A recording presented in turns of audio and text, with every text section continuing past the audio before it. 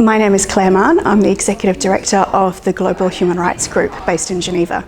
I was really interested in attending the laboratory because I like to think about how can we be better as advocates, how can we improve our human rights advocacy. And I thought, using humour, I want to learn more about this. I want to learn how we can use it as a tool for our advocacy.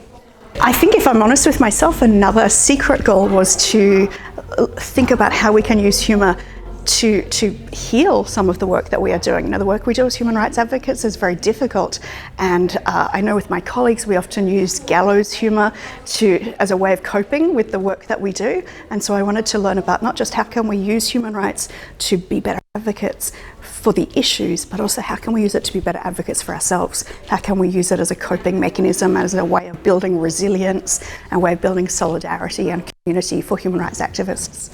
Yeah, the issue of how organisations can use humour is fascinating, because I think we are starting to realise more and more the role of well-being.